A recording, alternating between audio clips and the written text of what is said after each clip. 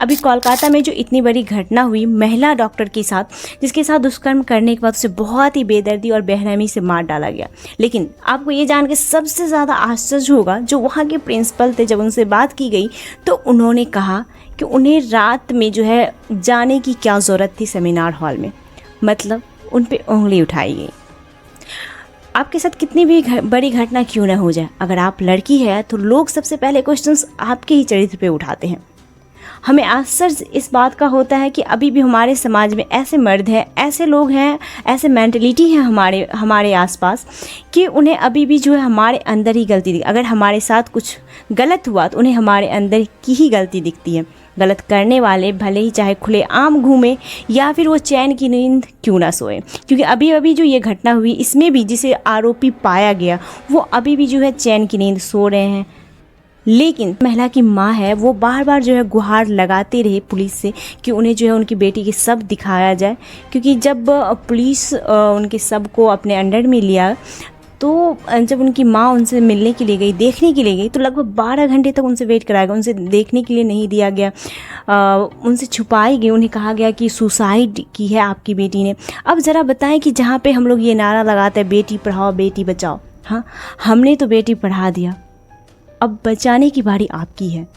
मुझे लगता है कि वैसे लोग जिनकी मेंटलिटी इतनी घटिया है, इतनी बड़ी घटना होने के बाद भी उन्हें इतनी बेरहमी से मारा गया, आप जान करके शौक हो जाओगे कि जिसके बाद जो है जगह जगह सारे कॉलेजेस में जितने मेडिकल कॉलेज है हर जगह जो प्रोटेस्ट होने लगे। उनकी जो पोस्टमार्टम रिपोर्ट सामने आई जिसमें मतलब इतनी बेदर्दी से मारा गया कि आप सोच भी नहीं सकते हो, ताकि वो चिल्लाए नहीं, चीखे नहीं, उसके लिए उसके मुंह और नाक को बांध दिया गया था, मतलब दीवार के सहारे जो है उसको टक्कर मारा गया। इतनी बेदर्दी से उसको मारा गया क्योंकि जो आँख में जो चश्मे लगे हुए थे ना उसको इस तरह से कूटा गया, मारा गया कि दोनों आँखों से खून निकल रहा था, मुंह से खून निकल रहा था। और जो उनके साथ जो रेप हुआ ना, तो उनकी जो वेजिनल एरिया है ना, जो जेनिटल एरिया है, उनके साथ इतनी बेदर्दी से उन्हें काटा गया, उन्हें मारा गया, जिसका मतलब उन पे जो है कम से कम 3 से 4 पेज में जो है उनकी जो है रिपोर्ट्स आई है, जो मेडिकल रिपोर्ट्स है वो आई है। आपको जान के आश्चर्य हो गया जब उनको गला दबा के मारा गया, जो इनकी जो थायराइड ग्रंथि है, हड्डी है, ये इतनी बुरी तरीके से फ्रैक्चर और टूटी हुई थी कि वो कि आप देख करके शॉक हो जाओगे।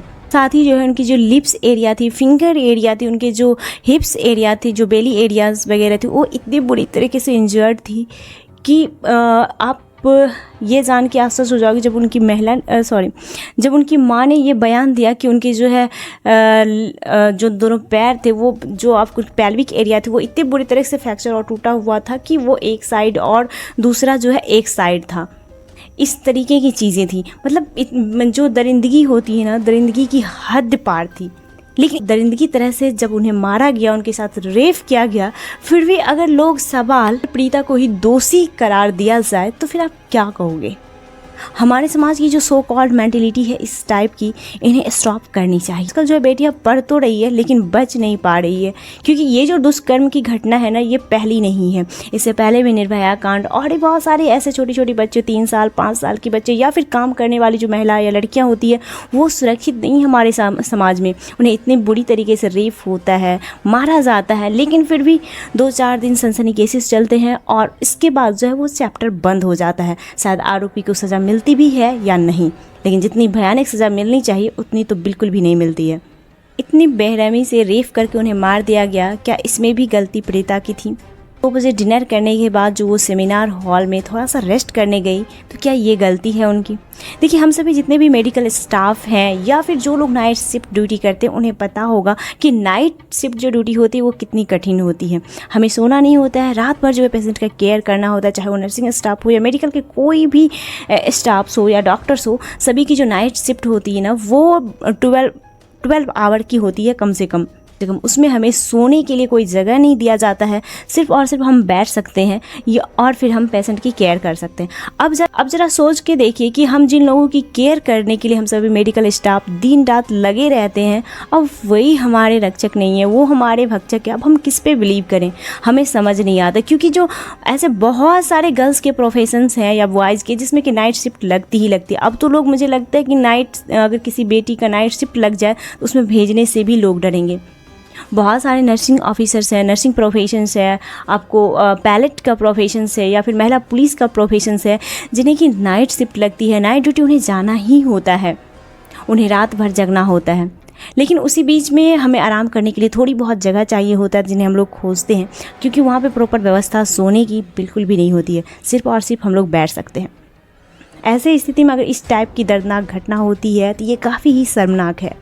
और इसके लिए जो जगह जगह सारे मेडिकल कॉलेज बंद हो रहे हैं, सारे लोग प्रोटेस्ट कर रहे हैं, सारे डॉक्टर्स धरने पे बैठ रहे हैं, ये बिल्कुल सही है। और जो लोग नहीं इनका साथ दे रहे हैं उन्हें भी साथ ज़रूर देना चाहिए। सारे मेडिकल स्टाफ्स को मिल करके इसके लिए ज़रूर लड़ाई लड़नी चाहिए।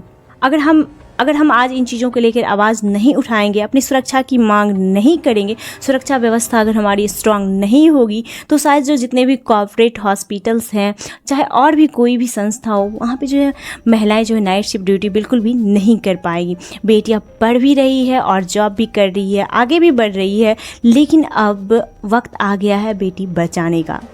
इस घटना के बाद हम सभी को सावधान हो जाना चाहिए और सशक्त हो जाना चाहिए अपने सुरक्षा व्यवस्था को लेकर के। खास करके अगर आप महिला और लड़की हैं तो हम जो है पुरुषों पे इस तरह से डिपेंड नहीं हो सकते, क्योंकि बहुत सारे ऐसे पुरुष मेंटालिटी है जिनकी नज़र हमारे ऊपर रहती है, भले ही हम उनके लिए कितना भी अच्छा काम क्यों ना कर रहे हो, रात भर जग के कर रहे हो या दिन भर उनके सेवा में क्यों ना लगे हो। क्योंकि आप सभी को याद ही होगा कि अभी जो जस्ट कोरोना आया था, इतना बड़ा घटना हुआ था, उसमें जो कितने सारे मेडिकल स्टाफ, डॉक्टर्स और जो भी है मेडिकल प्रोफेशंस के लोग कितने दिन रात लग करके सेवा, देश की सेवा में इतनी दरिंदगी की जो हद पार की गई महिला डॉक्टर के साथ, इसके लिए हम सभी को मिल करके आवाज़ उठाना चाहिए, अपनी सुरक्षा व्यवस्था को स्ट्रॉन्ग करनी चाहिए, ताकि इस तरह की घटना जो है दोबारा ना हो, ताकि हमें नाइट शिफ्ट करने से बिल्कुल भी डर ना लगे। क्योंकि अब बहुत सारी ऐसी ह्यूमेंस हैं, महिला है, जो अभी भी नाइट शिफ्ट कर रही हैं। ज़रा सोचिए उनके ऊपर क्या बीतती होगी इस जैसे घटना को सुन करके। इसी के साथ इस वीडियो को यहीं पे समाप्त करते हैं। मिलते हैं दूसरे वीडियो में दूसरे टॉपिक के साथ। तब तक अपना ख्याल रखें और सुरक्षित रहें। स्वस्थ भारत, समृद्ध भारत, एक कदम स्वास्थ्य की ओर।